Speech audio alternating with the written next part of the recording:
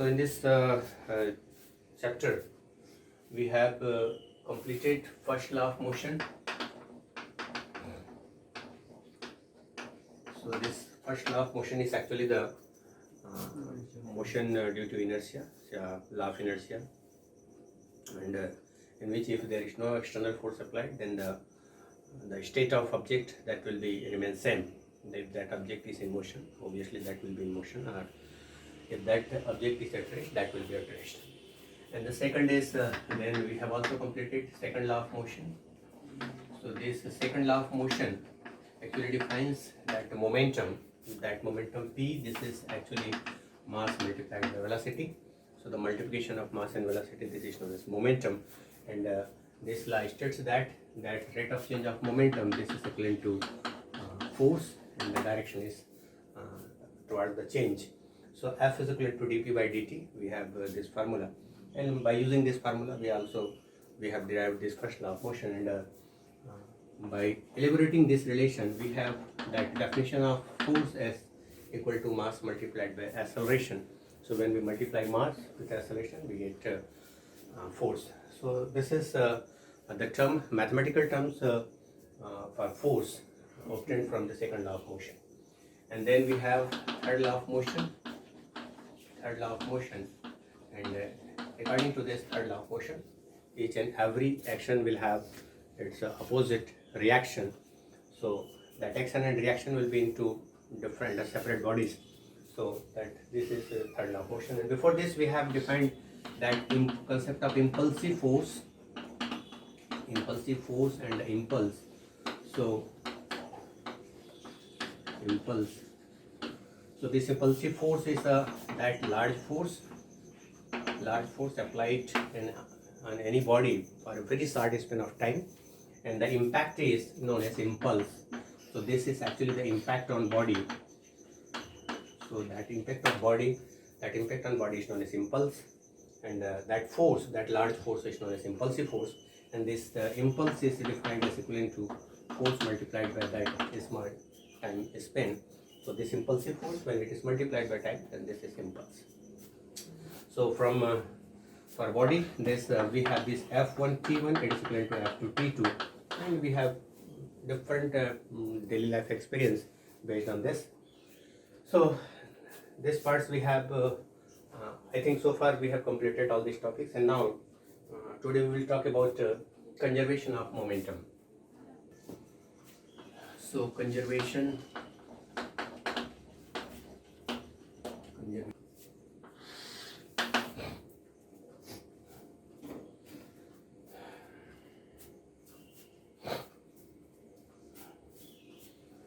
So according to this law of conservation of momentum, according to the law of conservation of momentum,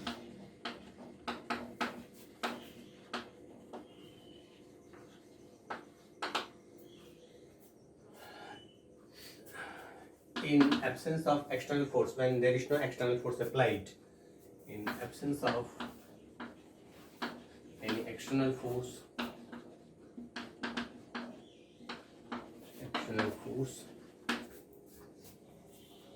the total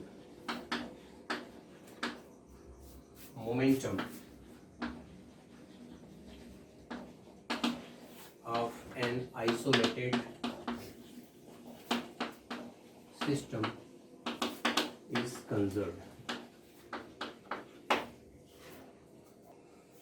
So according to this law of conservation of momentum, in any isolated system, if there is no applied force, there is no external force, then the total momentum is conserved. This is law of conservation of momentum.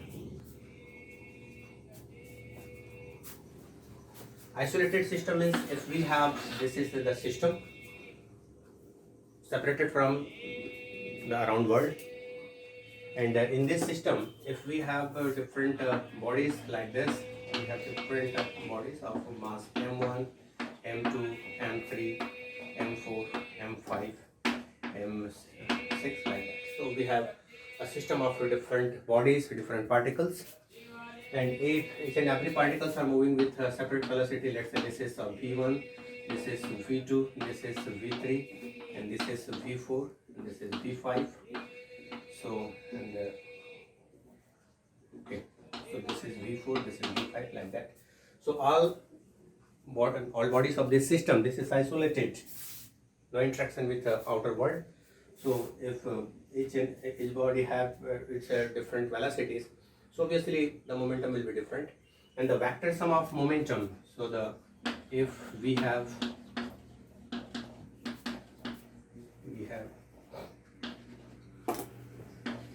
different bodies or particles will accept mass m1, m2, m3, m4, so on, moving with different velocities,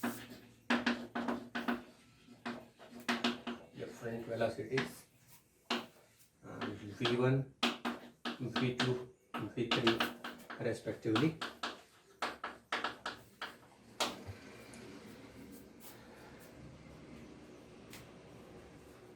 Then the momentum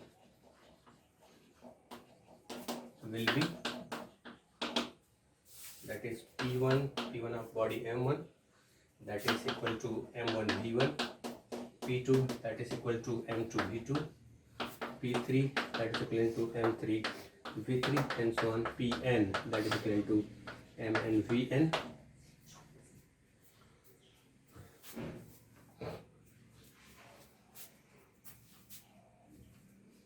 So the total momentum of the system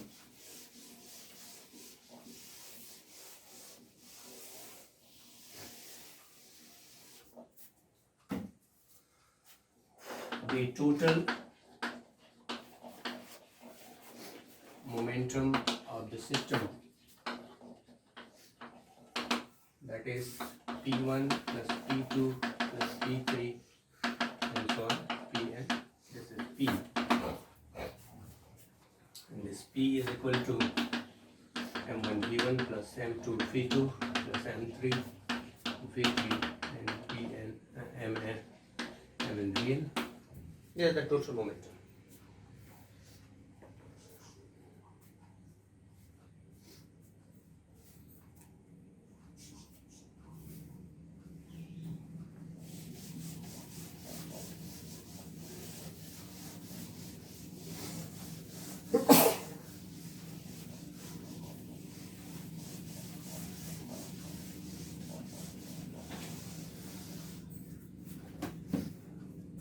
This force F, it is actually rate of change of momentum from second law of motion.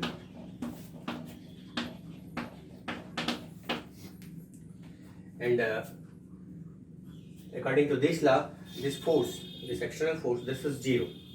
So since I can write this external, F external, that is equal to 0. So this dp by dt, this will be equal to 0. And if this is equal to 0, then one can write this is the d by dt m1 v1 plus m2 v2, or you can write that p1 plus p2 plus p3 and so on. This is 0. So if this is equal to 0, then this will be the constant. So p1 plus p2 plus p3 plus p4 and so on, that is equal to either 0 or constant.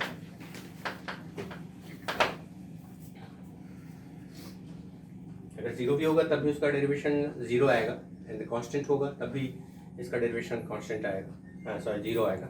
So this is known as, so momentum is conserved.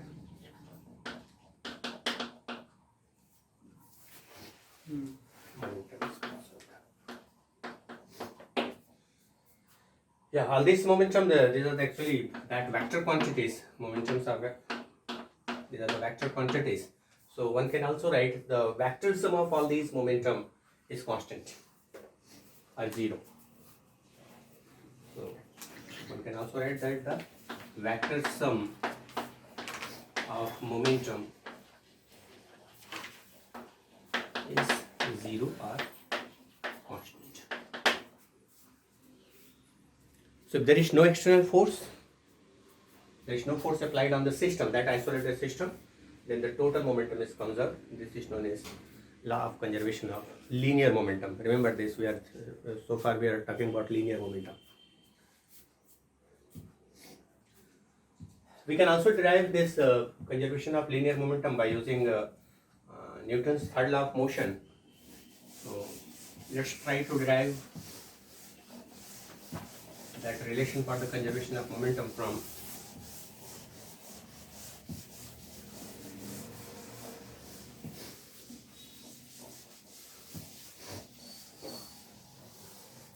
Newton's third law of motion. So if we have one body of mass m1, it is initially moving with velocity u1. There is another body, this is mass m2, this is moving in the same direction, opposite direction, with initial velocity u2. If this u1 is greater than u2, what will happen? This will collide with m2. So there will be a collision between this. So this is now body, let's say this is A and this is B. So this will be A and B. So this will exert a force on B, and if there is action, obviously there will be reaction. So there will be one reaction force by this body B on A. जैसे यहाँ पे body आएगा, इसे collide होगा. So after collision, this will apply a force on this body B after collision, and as a result, we will also apply the reaction force on A. So this is FAB, and in this direction, that is FBA. So according to third law of motion,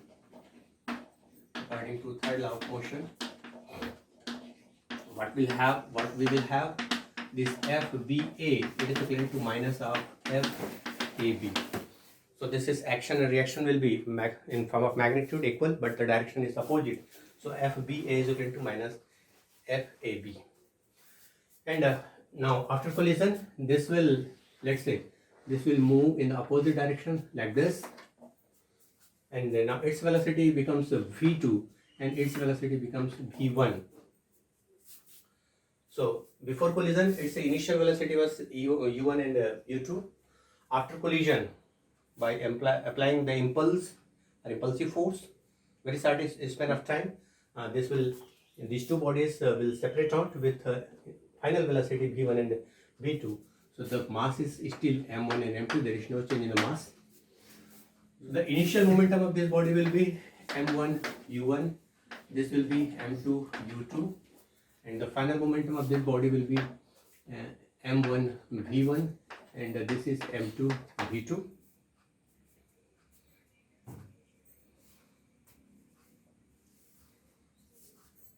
So first we will calculate the impulse. Is that clear?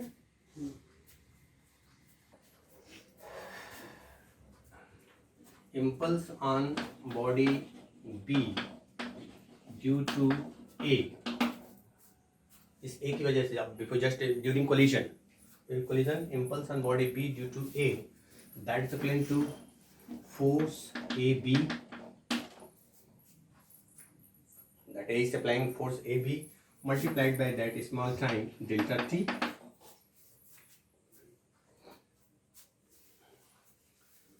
And this is equal to what we know.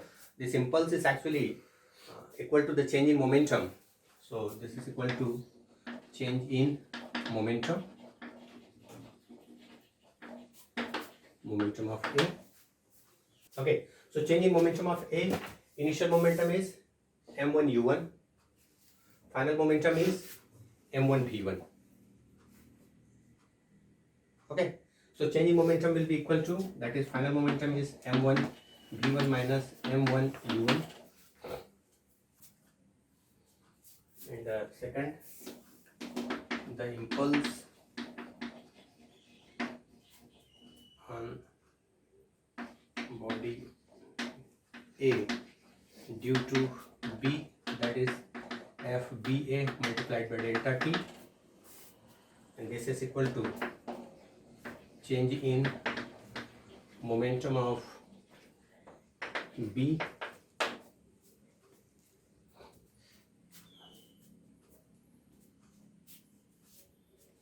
so this is equal to the changing momentum of B is initial momentum is this m2 u2 and the final momentum is m2 v2. So this is m2 v2 minus m2 u2. This is v.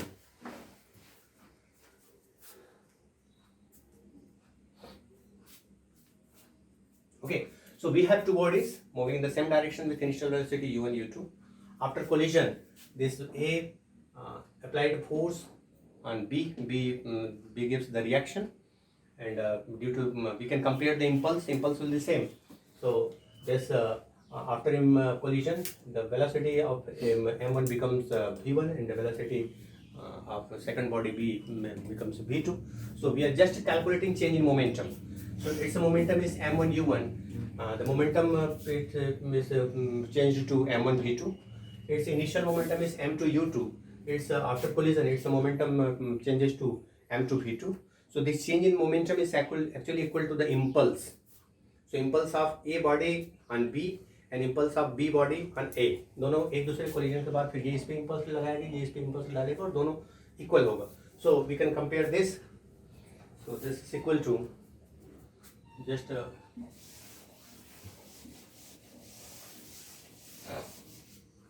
so the impulse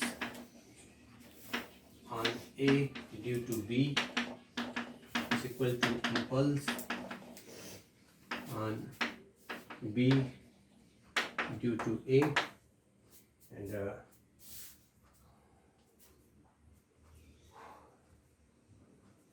so this is F A B delta T. It is equivalent with minus sign because extra reaction force is applied. So BA multiplied by delta T, and now this is M1 V1 minus M1 U2. This is equivalent to minus M2 V2 minus M2. क्या clear है mathematically? हाँ yes M1 U1 हाँ ठीक है.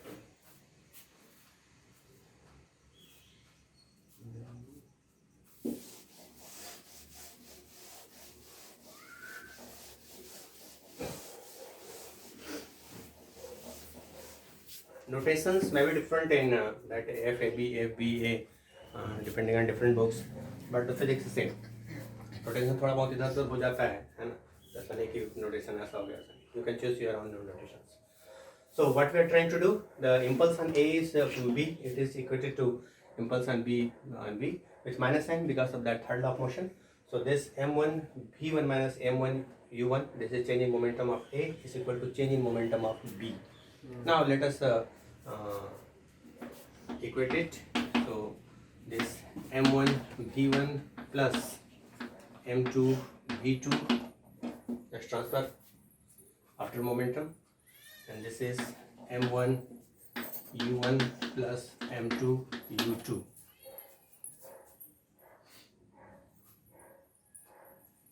V1 this is with negative sign, इधर आ गया, positive sign है, इधर आ गया, positive sign. So what is this? This is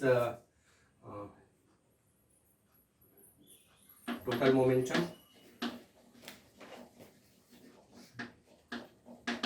after collision is equal to total momentum before collision.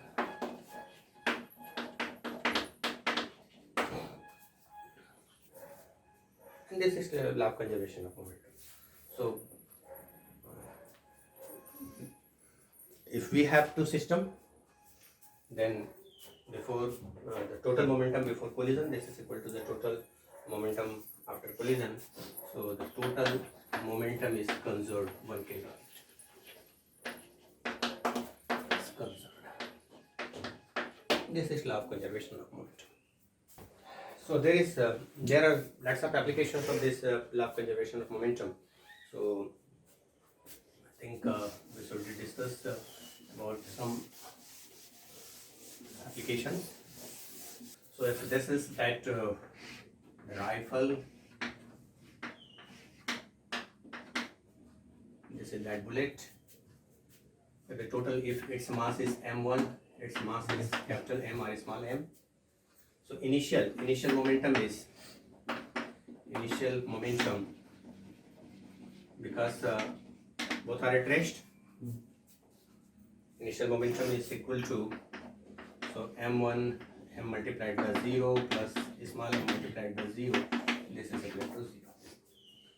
लेकिन जैसे ट्रिगर दबाया जाता है, ये बुलेट v वेलोसिटी से बाहर निकलता है, तो ये अपोजिट डायरेक्शन पे ये फोर्स अप्लाई करता है, मोमेंटम अप्लाई करता है. Okay, so after firing the velocity of this bullet, this is let's say phi, then the velocity of this rifle, this pistol, one can calculate. So this m capital phi plus small m small p is equal to 0. So the final velocity of this bullet is phi. We have to calculate this capital phi. So this capital P is equal to minus mv by capital. Reason बताया जाता है कि जैसे आपने pistol fire किया, तो अगर bullet अगर कोई v वेलोसिटी से अगर कोई सामने निकलता है तो वो पीछे फोर्स लगाता है. इसीलिए राइफल जो ये रहते हैं, जो फोर्स वाले रहते हैं, उन फोर्स वाले को कहा जाता है कि आपको राइफल को एकदम ऐसे पकड़ के रखना है कि आपको पीछे नहीं हटना है. ये तो कंधा अगर मजबूत नहीं हुआ, स्ट्रांग अगर कोई शोल्डर नहीं हुआ, तो ये डैमेज होने के चांसेस रहते हैं, है ना. तो एकदम कस के पकड़े रहते हैं. तो सामने बुलेट तो धड़ाधड़ बुलेट दाग रहे हैं, उसी इसमें डायरेक्शन में पीछे साइड वो ऐसे ही फोर्स लगाता है. तो उस फोर्स को सहने की क्षमता होनी चाहिए शोल्डर पे, है ना. Because of this v is equal to minus M v by capital m. So one can calculate this velocity. Second is that the principle of rocket का भी इसमें एप्लीकेशन दिया जाता है. So if that rocket is at rest, there is nothing.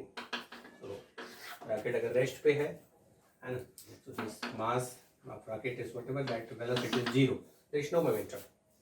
लेकिन जैसे इसने fuel जल करके स्टार्ट हुआ, फ्यूल जलना शुरू हुआ, तो ये जो फ्यूम है ये अर्थ पे प्रेशर लगाता है.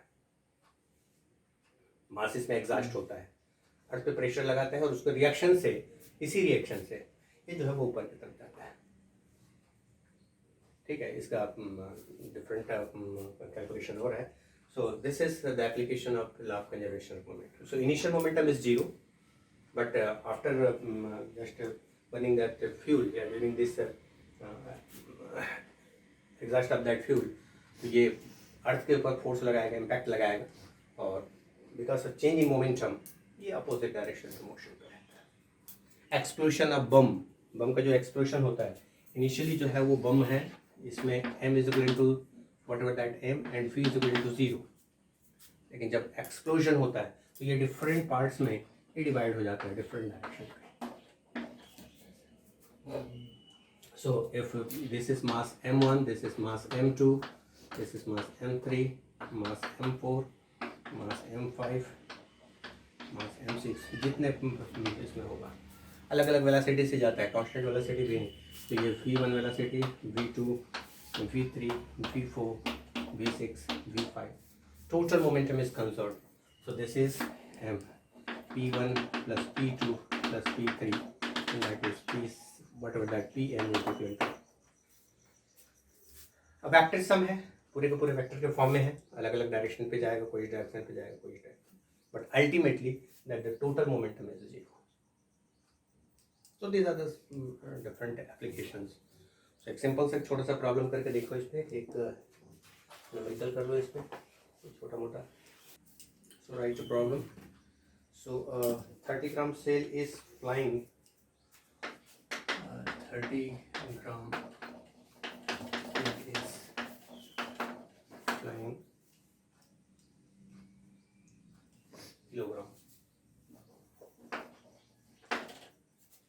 tail is flying at 48 meter per second. When it explodes,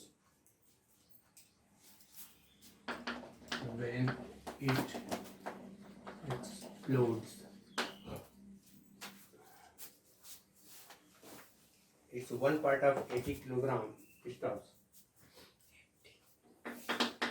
It's one part of 18 kilogram stops,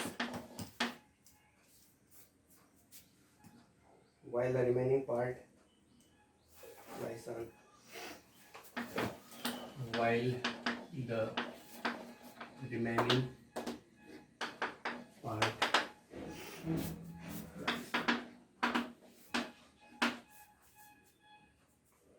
find the velocity of the latter. Find the velocity of latter. So we have this big cell and it's moving. Its mass is given as 48 meter. Its mass is given as 30 kilogram. Its velocity is equivalent to 48 meter per second. So the initial momentum, that P1, it is equivalent to 30 multiplied by 48. This is the initial momentum. After explosion,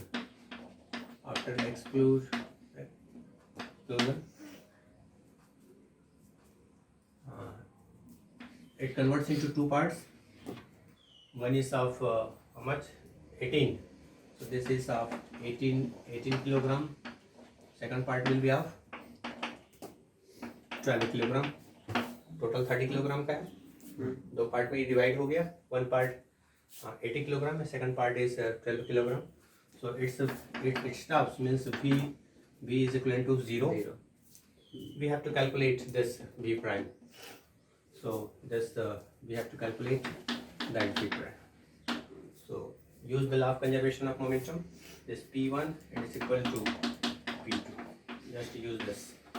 So 30 multiplied by 48, it is equal to, I should write that m1 u1 it is equivalent to m1 v1 plus mu, m1 v1 plus m2 v2. M is 30 kilogram, u is 48, m1 is 18, v is 0, v1 is 0, m2 is 12, and v2 is you have to calculate. So v2 is equivalent to mu by m2. निकालो कितना आता है.